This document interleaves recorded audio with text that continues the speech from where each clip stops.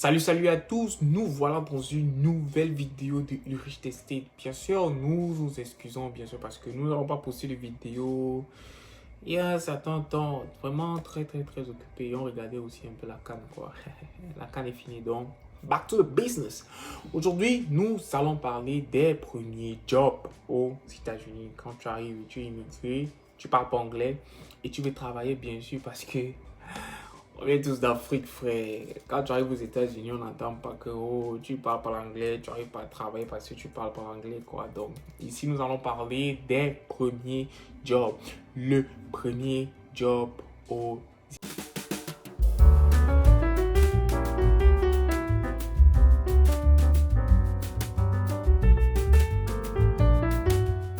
choisir de manière intelligente. Ne pas regarder l'argent, ne pas regarder un certain grand nombre de choses quand vous arrivez aux États-Unis et que vous ne parlez pas l'anglais. Alors, je conseille généralement à toute personne qui ne parle pas anglais et qui veut, comme bien sûr, déjà commencer à travailler aux États-Unis et à amasser les dollars, de commencer par des jobs où vous interagissez avec les gens. Je vous prends un exemple. Les fast-food. Le fast-food, vous allez interagir avec les gens chaque jour parce que vous vendez. Donc, vous allez parler. Et l'anglais va venir forcément. Ça va venir. C'est pour ça, je conseille aux gens, ou bien, quand quelqu'un me demande souvent, tu arrives aux États-Unis, tu as commencé par quoi? Est-ce que tu allais faire X ou Y? J'ai dit non. J'ai commencé au fast-food parce que j'avais la possibilité ici, là, bien sûr, de pouvoir dialoguer avec les gens pour que mon anglais s'améliore parce que c'est ça l'objectif. Vous notez que aux États-Unis, si vous ne parlez pas l'anglais, vous serez toujours derrière, automatiquement parlant. Comment est-ce que vous allez même comprendre les instructions, bien comprendre ce que les gens veulent dire si vous ne parlez pas anglais? This is just a common sense. C'est quelque chose de normal. Vous devez connaître, parler anglais. Et tout cela, c'est un processus. Ça ne se passe pas du jour au lendemain. Vous n'allez pas arriver 2 mois plus tard, vous allez parler anglais couramment comme un Américain, ou bien vous allez forcément comprendre ici là le accent.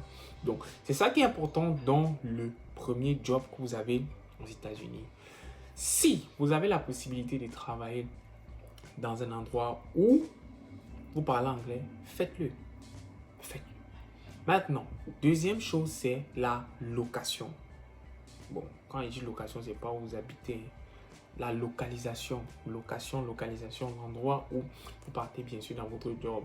Si vous avez la possibilité d'avoir votre hôte qui vous accompagne au travail, c'est bien. Mais tôt ou tard, il sera fatigué. C'est la triste réalité des États-Unis. Tôt ou tard, la personne qui vous reçoit ne vous accompagnera pas toujours par le travail.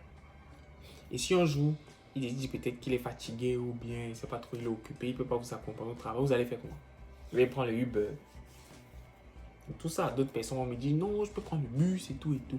Pour pallier à ça, vous pouvez faire une simple petite stratégie pour votre premier boulot. Si, dans la mesure du possible, votre premier boulot est à côté de là, choisissez le premier boulot qui soit le plus proche de chez vous, où vous pouvez aller à pied, même si vous marchez 10-15 minutes, voire 20 minutes, vous n'allez pas mourir. Mais il faut que vous soyez indépendant. Bien sûr, quand vous arrivez aux États-Unis, faites l'effort d'être le plus indépendant que possible. Et toujours, pour être indépendant, ça nécessite un certain niveau d'anglais. Donc, quand vous choisissez la localisation de l'endroit où vous allez travailler, même si pour le début, ça ne paye pas comme vous voulez, bien sûr, vous allez où vous avez la possibilité soit de marcher, ça vous évite les frais de transport, ça évite le fait que vous allez demander à quelqu'un tout le temps que est-ce que tu peux m'accompagner à tel endroit pour que je puisse faire X ou Y. Non. Si vous travaillez à côté, vous avez 10-20 minutes, vous marchez, vous allez à votre lieu de service. Et maintenant, quand vous êtes à votre lieu de service, faites le maximum. Ouvrez votre bouche pour parler. Personne ne va se moquer de vous. Personne. N'ayez pas peur. Il y a beaucoup de frères africains, camerounais, bien sûr, qui arrivent au travail, ferment la bouche. Ne parle pas. S'entête pas, frère.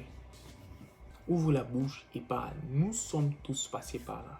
Pour la petite histoire, quand je suis arrivé aux États-Unis, je marchais avec mon téléphone et j'avais Google Translate. Je voulais être indépendant. Donc, à un moment, quand j'arrivais à un endroit, Je ne savais pas ce que c'était. Je tapais sur mon téléphone, comment on appelle ça? Je tapais sur mon téléphone, je tapais un truc en français et je mettais Google Translate pour que ça traduise en anglais et je montrais à la personne à qui je demandais de l'aide et tout et tout. C'est comme ça que ça fonctionnait au début. Au début. Et dans un autre sens aussi, je prenais des petits cours en ligne. On va pas dire en ligne que je payais, je regardais les choses sur YouTube et tout pour améliorer mon anglais. Mais mon premier job, j'allais à pied. J'ai commencé à Burger King.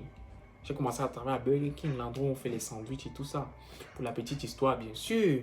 Quand j'ai travaillé à Burger King, j'ai travaillé au drive-thru. Mon boss m'avait mis au drive-thru. Et le drive-thru, c'est un endroit où la voiture arrive dans un sens, il passe la commande et tu es chargé de taper la commande, de les répondre, de dire combien ils vont payer tout et tout. Quand mon boss travaillait au drive-thru, les voitures passaient, on pouvait essayer de commander et tout. Mais une fois que je suis arrivé au drive-thru, les voitures étaient parquées même jusqu'en route, passées. On me disait qu'on ne te comprend pas. C'était vraiment frustrant. Et là, j'ai appelé à l'aide. J'ai appelé à l'aide à mon superviseur pour dire que je peux pas, je comprends pas ce qu'ils disent. Je comprends pas, je parle pas anglais et tout. Est-ce que tu peux me renvoyer à la cuisine pour que au fur et à mesure, je puisse un peu améliorer mon anglais et tout et tout. C'est ce qui s'est passé. Et quand je suis arrivé à la cuisine, je travaillais avec deux Américains, bien sûr, qui, pendant les pauses, m'apprenaient l'anglais. Oui, un peu. Ils me disaient non. Parce qu'ils avaient remarqué qu'à la pause, ils écoutaient seulement les gens parler. J'ai dit tout ça. C'était frustrant dans un sens et dans l'autre sens, ils ont dit hey, il faut qu'on t'apprenne aussi un peu, qu'on dise si c'est comme ça. Et j'ai rentré à la maison, j'ai étudié encore. Donc, faites les boulots où vous interagissez avec les gens, où vous parlez avec les gens. Pour moi, c'est le meilleur premier boulot. Pour moi, c'est le meilleur premier boulot. Il y a les fast-food ou bien les supermarchés parce que c'est dans les endroits comme ça où vous parlez avec les gens, où vous interagissez avec les gens. Prenez des jobs où vous causez avec les gens. Premier boulot où vous causez avec les gens, c'est vraiment super important. Alors, merci d'avoir regardé la vidéo et nous nous prenons pour nos prochaines échéances. Ciao, ciao la famille.